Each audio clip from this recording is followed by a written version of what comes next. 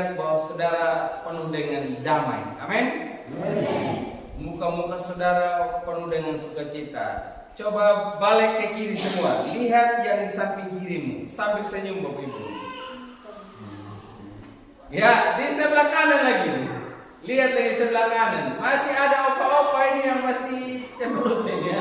Nah, kita punya lagu damai surga ada dalam hatiku.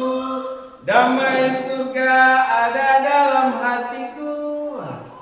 Kita seringkali menyanyikan damai surga dalam hatiku, tapi muka-muka kita sepertinya muka-muka yang tidak bersahabat, saudara.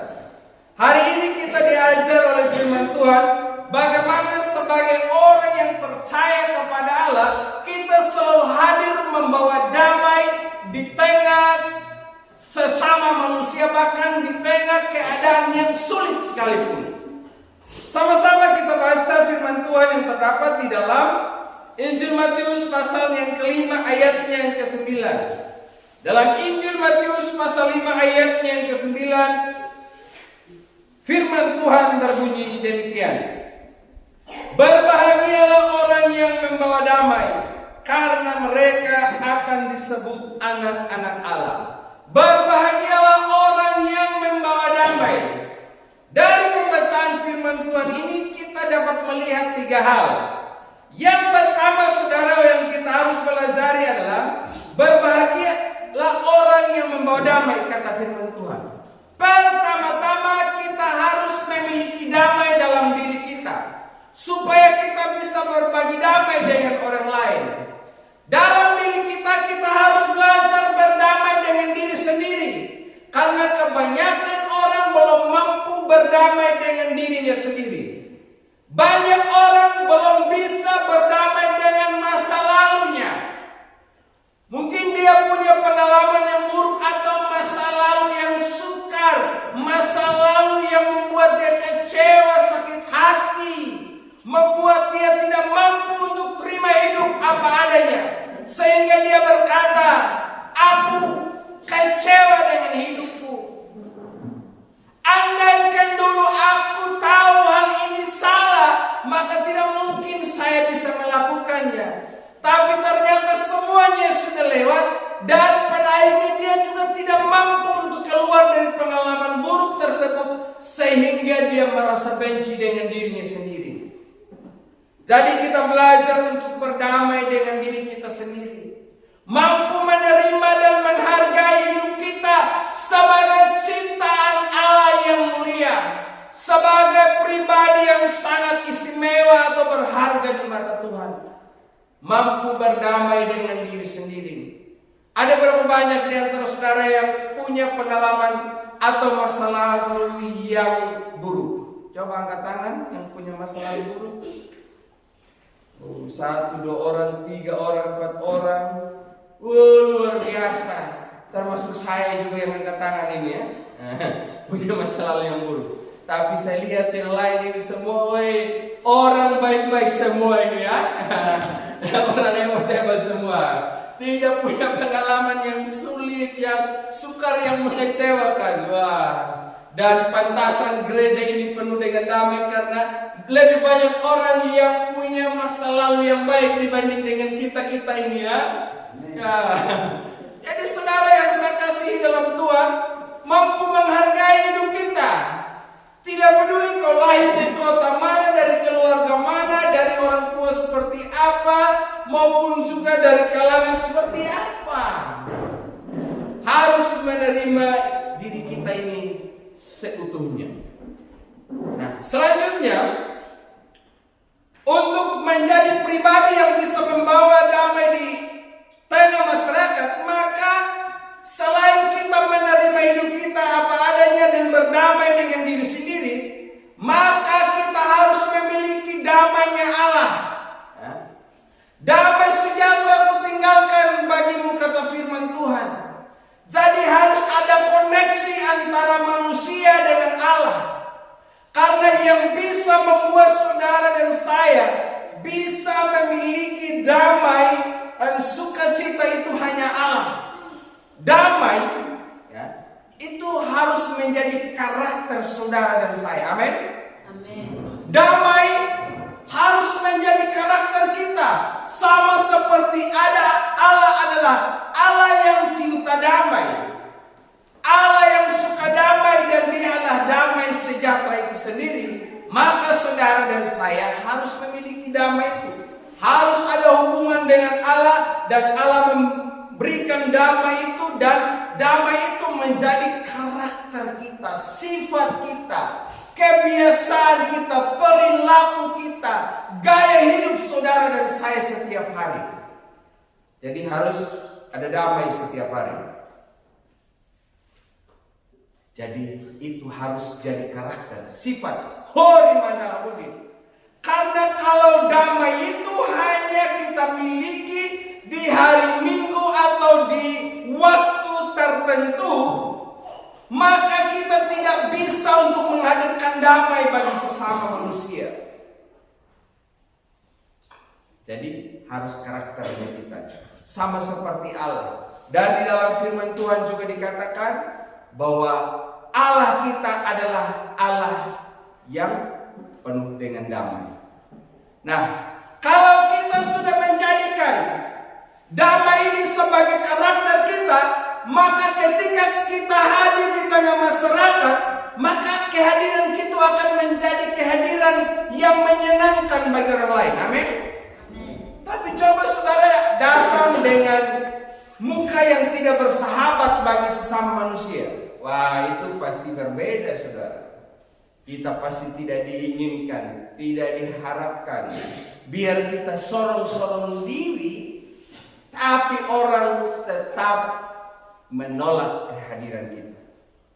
Makanya firman Tuhan katakan, berbahagialah orang yang membawa damai. Jadi kalau sudah jadikan damai sebagai karakter kita, kita mampu membawa damai di tengah sesama manusia. Jadi kalau kita hadir membawa damai bagi sesama manusia, maka kita akan menjadi pribadi yang selalu menciptakan persatuan, selalu menjadi pribadi yang selalu membangun hubungan, rekonsiliasi dengan sesama manusia.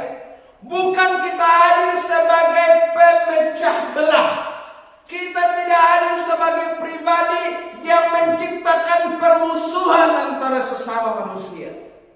Karena damai Anda tahu Bapak Ibu, yang hadir justru menciptakan permasalahan bagi sesama manusia. Contoh Bapak Ibu, kalau kita lihat orang yang lagi hidup damai, lagi hidup senang, bahagia, sukacita, kebanyakan orang itu iri. Dan memang ini sesuatu yang aneh.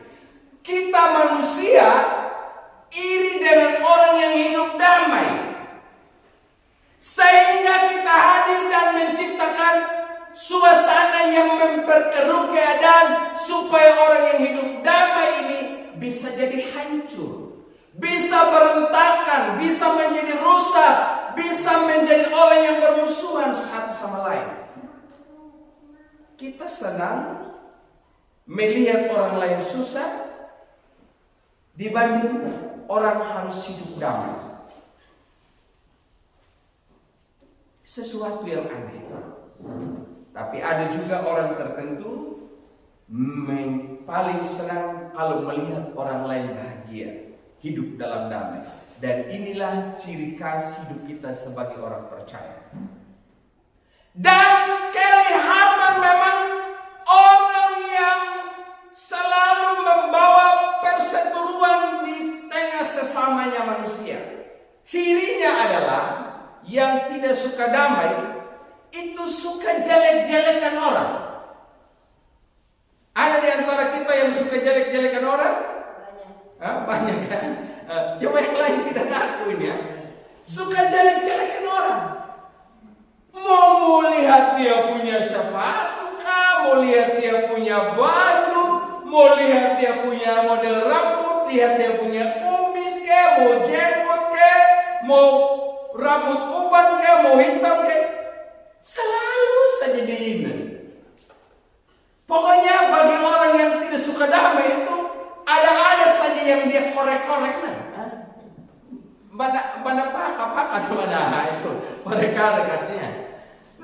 beriman.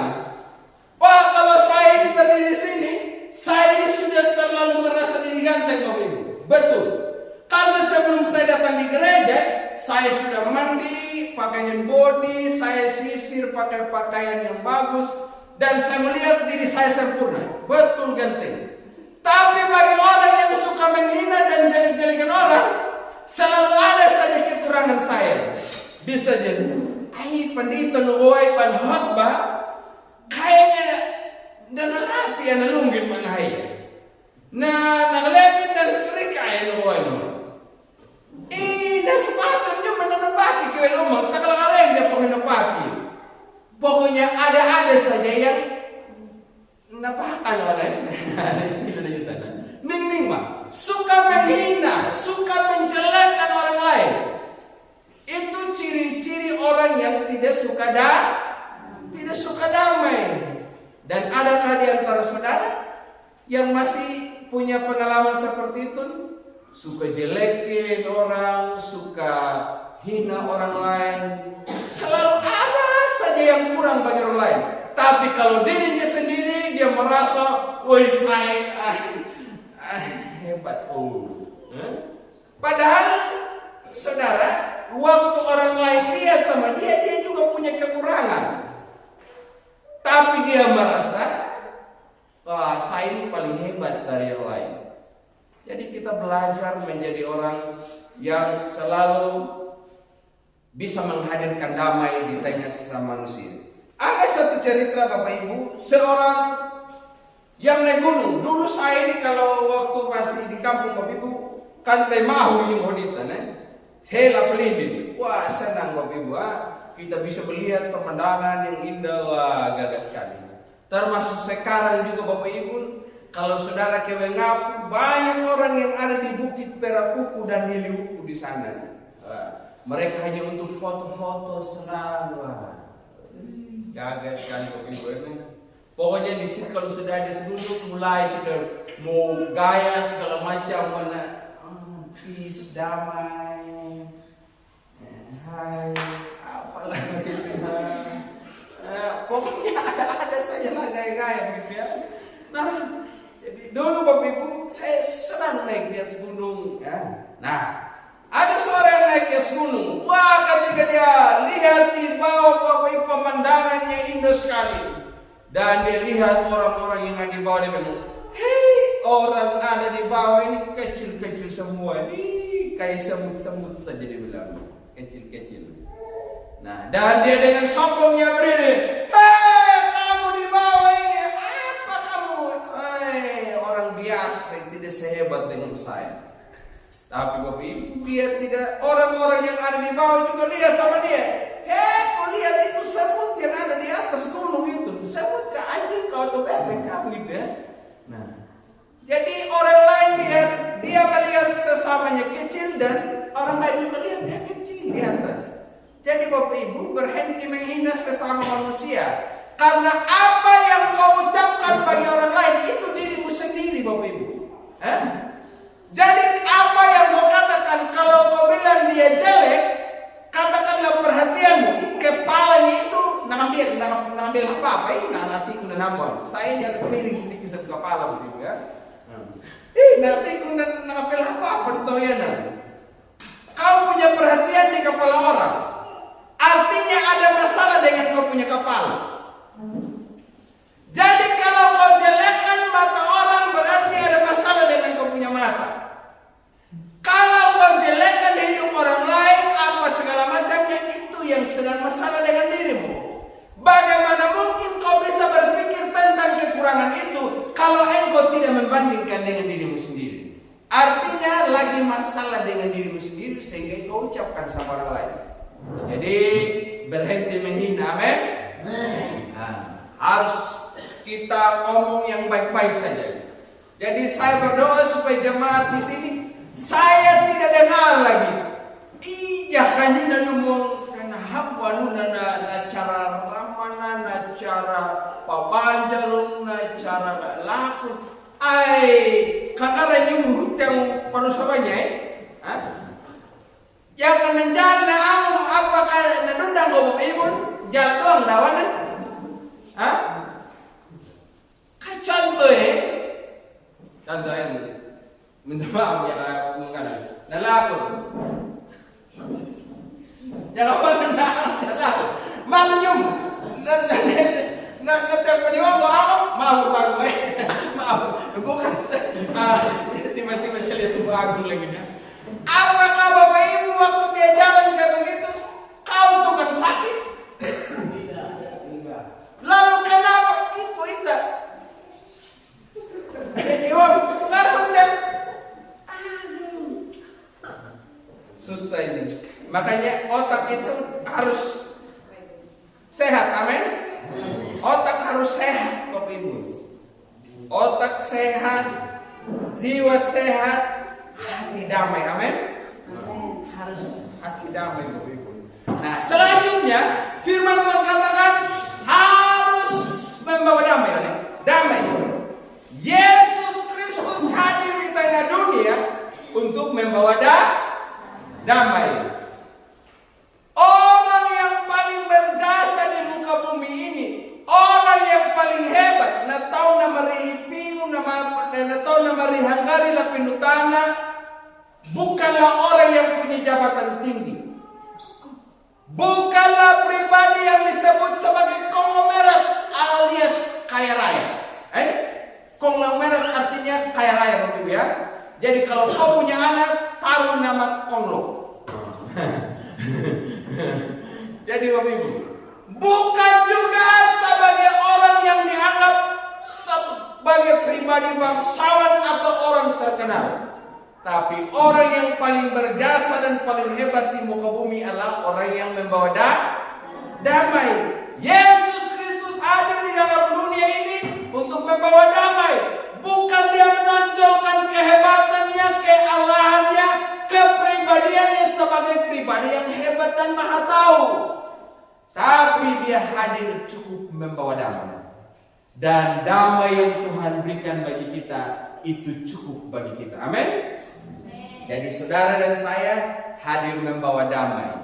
Firman Tuhan ini adalah berita damai yang saudara harus bagikan kepada sesama manusia.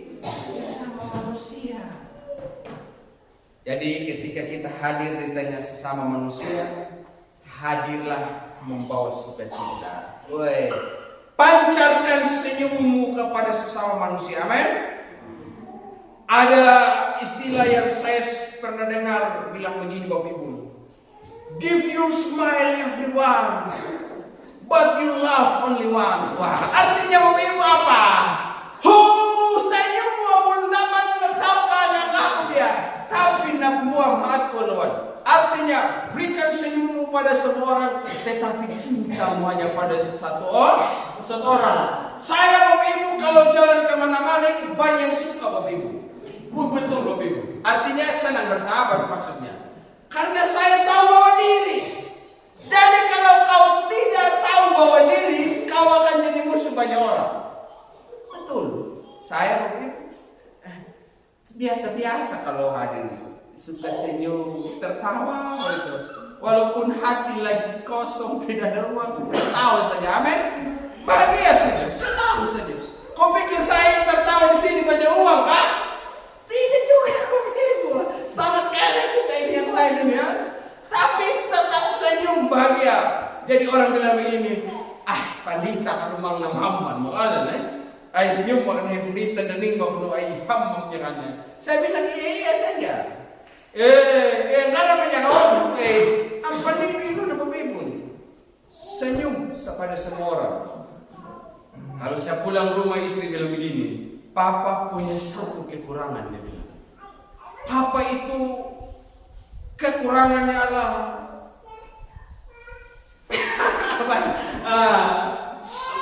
pokoknya gaya sama semua orang ya. Itu mau orang tua ke, mau anak muda ke, mau istri ke, mau apalah sama. Dan dia bilang, saya salut memang gaya Papa. Justru inilah yang membuat saya bangga. Tapi ingat, kau jaga hati, dia bilang. Nah itu yang terakhir, jaga hati, dia bilang. Nah, saya bilang, iya bos. Saya ini memang tipikal pribadi yang memang suka senyum. Jadi panjatkan senyum pada semua orang. Harus damai. Apalah artinya? Kita datang ketemu orang baru, Bapak Ibu. Selalu. Nah, orang yang baru datang di gereja ini dia bilang begini, saya ini datang di kebun binatang atau datang di GBK? Jadi kalau dia lihat kalau kita senyum, dia bilang begini, aduh, saya senang. Senyumnya opa yang ada di GBK membuat saya damai dan pengen ke sana lagi. Senyum nona-nona GBK membuat saya damai. Asik. Tapi coba ya, kalau orang datang atau kita ketemu orang, orang tidak suka begitu. Jadi belajar ya. Jadi orang yang tidak pernah senyum harus senyum. Menurut penelitian Bapak Ibu, penyakit paling banyak itu diderita oleh manusia disebabkan karena tidak pernah ketawa dan tidak pernah senyum. Itu Bapak Ibu. Jadi Bapak Ibu di rumah kau tertawa saja. Jadi sendiri pokoknya tertawa saja. Kalau merasa ada orang yang lagi lewat sengaja kau kayak pura-pura lagi baca saja begitu. Jadi orang bilang, baca nama lucu dulu mana dapat. Jadi pura-pura saja. Jadi kalau ada yang dengar begitu, tapi kan ini demi menyehatkan tubuh saudara. Amin. Demi saya Bapak Ibu, saya suka senyum Bapak Ibu. Setiap hari saya harus belajar buat diri harus senyum, bahagia. Dan terlihat memang muka-muka yang pernah senyum di rumah atau tidak Bapak Ibu. Umur 32 tahun, kalau mukamu sudah muka 43, itu tandanya kau kurang senyum, kurang damai. Jadi harus bahagia. Ku berbahagia, yakin teguh, Yesus abadi kepunyaanku. Harus bahagia, senang. Ingat Bapak Ibu, harus damai. Damai itu merupakan karakteristik kita dan tipikal atau jiwa kita sebagai orang percaya. Dan itu tidak ditentukan dari berapa banyak uangmu dan berapa banyak harta kekayaanmu dan berapa pentingnya engkau di tengah masyarakat. Pokoknya damai, senang. Ya, damai. Nah, firman Tuhan selanjutnya dikatakan, karena mereka akan disebut anak-anak Allah. Oh, ternyata orang yang suka damai, membawa damai, senang dengan damai, pelihara kedamaian, itu disebut sebagai anak-anak Allah. Yang menandakan bahwa saudara adalah anak-anak Allah yang dapat dilihat oleh sesama manusia adalah bagaimana kita bisa hadir membawa diri di tengah sesama manusia. Ada satu orang pemimpin agama, pemimpin negara namanya Mahatma Gandhi. Dia adalah seorang agama Hindu di India. Seorang presiden. Dia membaca firman Tuhan itu di dalam kitab Injil Matius tentang khotbah Yesus di bukit. Nambahan 10 Liberian. Dan ketika dia membaca firman Tuhan ini, dia tertarik dengan kekristenan dan dia tertarik sekali dengan firman Tuhan.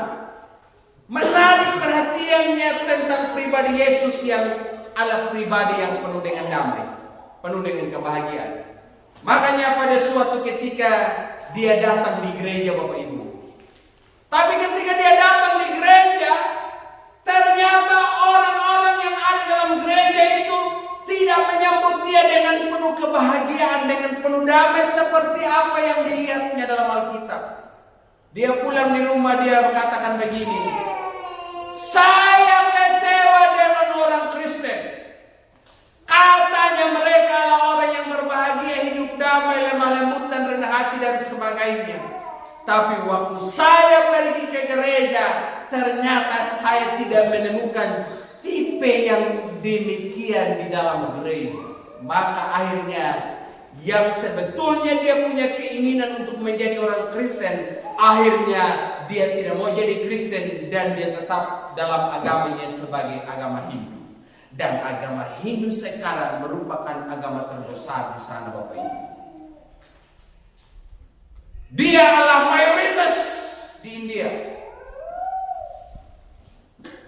Andaikan saja waktu itu orang-orang Kristen yang ada di sana bisa menciptakan damai, memelihara damai dan memberikan damai kepada banyak orang dan termasuk kepada Mahatma Gandhi, maka India sudah dipenuhi dengan orang-orang Kristen.